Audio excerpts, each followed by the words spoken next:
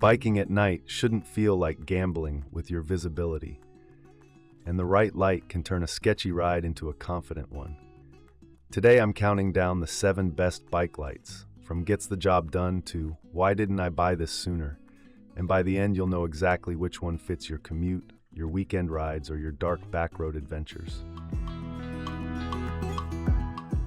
Number 7. Blackburn Dayblazer Front Light. The Blackburn is the kind of light you buy when you want something compact, simple, and bright enough to be taken seriously without spending a ton. On paper, it hits up to 550 lumens, and in real rides it absolutely works for city streets, bike lanes, and that last 10 minutes home after sunset situation. I liked how small it feels on the bar, lightweight, not bulky, and it doesn't make your cockpit look like a construction site. In my testing, the best thing about it is how quickly it makes you visible. That 550 lumen blitz mode is genuinely punchy, and it's perfect when you're riding near traffic and you want drivers to notice you early. The problem is, like most budget-friendly lights, the max mode is not where you want to live all ride long, because it's rated around an hour on blitz, and you can feel that trade-off immediately. Once I backed it down to the more practical settings, it became way easier to recommend. High is rated 275 lumens for about 1.5 hours, and low is 75 lumens for around 5 hours, so it's clearly built for be seen and get home rather than blast down unlit roads at speed. In other words, it's great for visibility and basic illumination, but it's not a trail light and it won't magically turn pitch black streets into daylight. Mounting was mostly smooth in my experience, and I do like that it's designed to fit a range of handlebar sizes, 22 to 35 millimeters, with a silicone mount that can be adjusted. Still, silicone mounts are always a little bit of a compromise. They're quick, they're convenient, but if you hit rough pavement or you're the type who stands and sprints, you may find yourself re-aiming the beam more than you'd like. Another win is modern charging. The updated version charges via USB-C and claims a 3-hour recharge time. 6. NiteRider Vmax Plus. The NiteRider is a different vibe because it's a rear-focused safety light in most of its popular versions, and it's built to be noticed. The model that keeps showing up in real-world commuting kits is the Vmax Plus 150, which is rated at 150 lumens and uses USB-C charging. Super convenient if you're already living the one cable for everything life. Where it impressed me most was flash visibility. The patterns are sharp, and the light has that attention-grabbing look that stands out in busy traffic, especially when you're mixing with cars, buses, and rideshares that love last-second lane changes.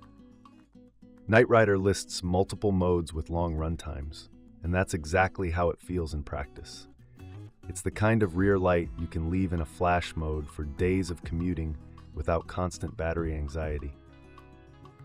But I'm going to be a bit critical here, because the Vmax Plus has a limitation you should understand before buying. It's not designed to light up the road in front of you. This sounds obvious, but beginners see 150 lumens and sometimes assume it's a headlight solution, and it's not. It's a make drivers see you solution, and you'll still want a proper front light if you ride anywhere dark.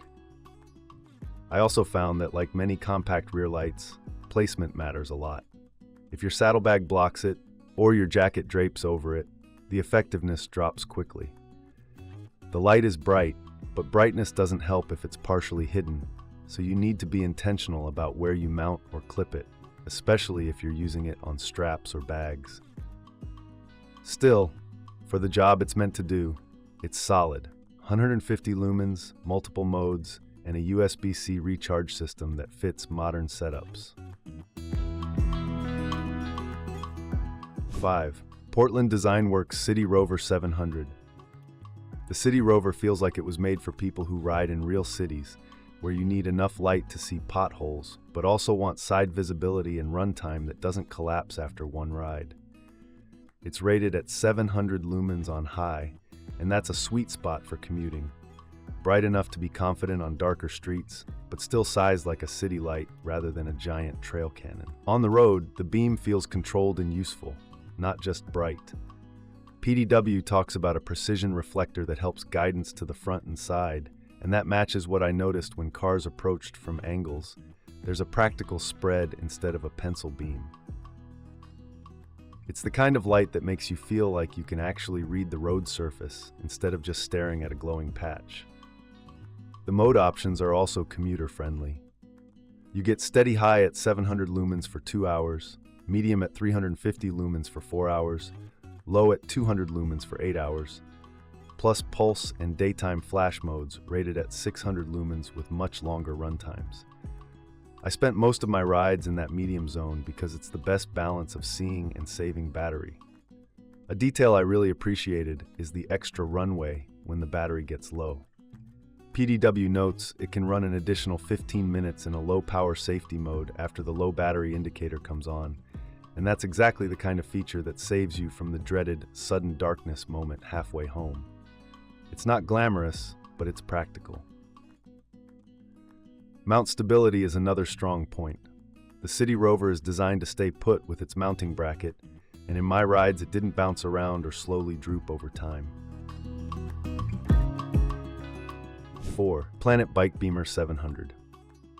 The Planet Bike Beamer is a clean, modern-looking headlight that brings a lot of brightness without feeling complicated. It's rated at 700 lumens and uses 5 modes, so it can be a steady beam commuter light or a daytime attention grabber, depending on how you ride.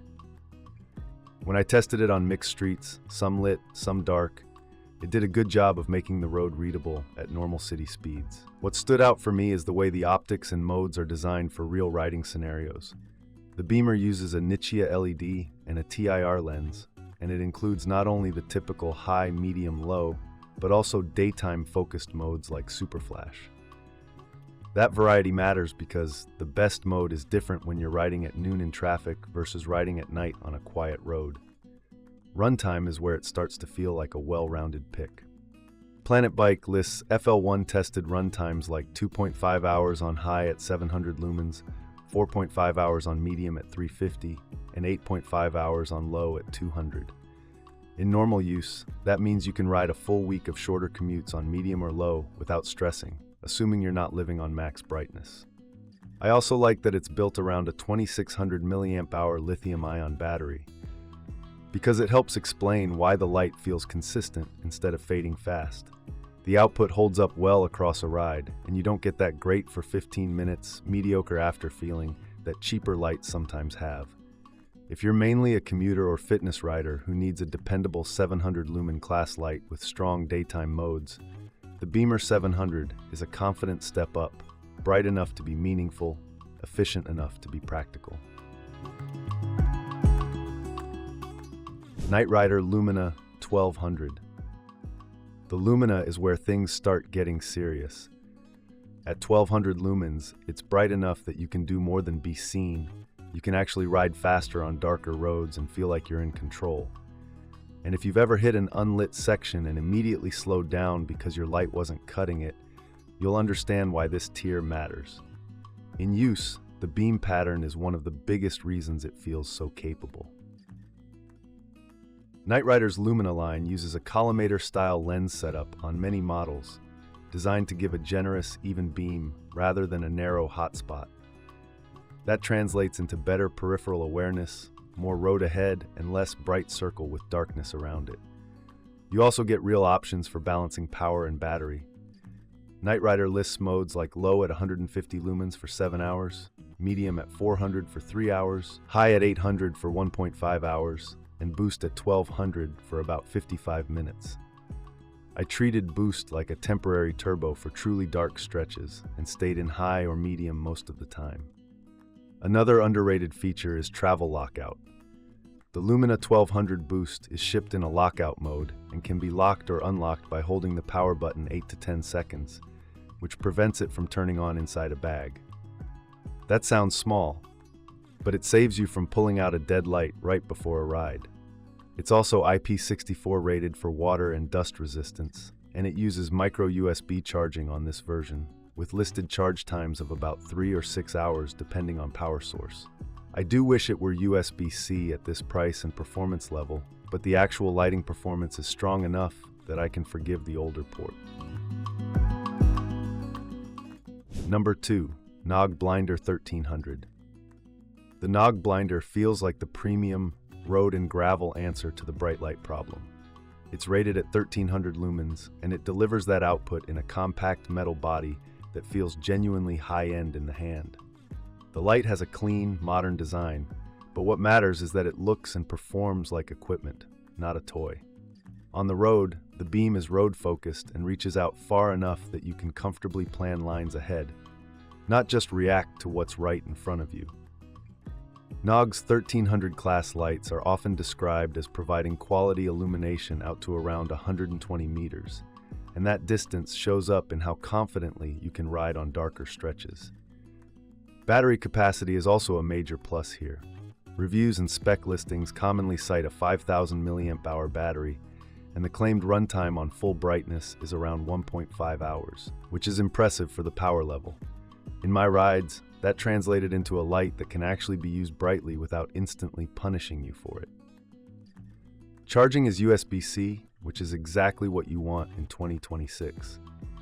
And the fact that it's IP67 rated in at least some published specs makes it a very set-it-and-forget-it option for riders who get caught in weather or ride year-round. If there's a catch, it's that lights like this tend to sit in the premium price bracket, and you may need to be mindful that some packages don't include a charging cable. But purely on performance and finish, it earns its spot near the top. Number 1. Magicshine RAY 2600B. The Magicshine is the turn night into day pick in this lineup. It's rated at a massive 2600 lumens, and when you actually ride with that kind of output available, everything changes. Your speed, your confidence, and how far ahead you can read the terrain. This is the light I'd grab for fast night rides, dark trails, or any route where streetlights can't be trusted. One of the biggest reasons it wins is that it's not just bright, it's built for extended use. Magicshine lists a 6700 mAh battery and a max runtime up to 15 hours, which is exactly the kind of spec that matters if you're doing long rides, bike packing, or you just forget to charge things until the last second. In real usage, you'll obviously get less runtime at high outputs, but the capacity gives you flexibility. It also charges via USB-C and supports charging and discharging, meaning it can act like a power bank for external devices. That's a huge deal if you're running a bike computer, keeping your phone alive for navigation, or you're on an all-night ride and want one battery system to do more than one job. Magicshine also lists a max throw of 183 meters and an IPX6 waterproof rating, which helps explain why the light feels so capable in dark, open areas and why it's a realistic all-weather choice. The beam reaches, the output is intense, and it stays usable in rough conditions where weaker commuter lights feel out of their depth.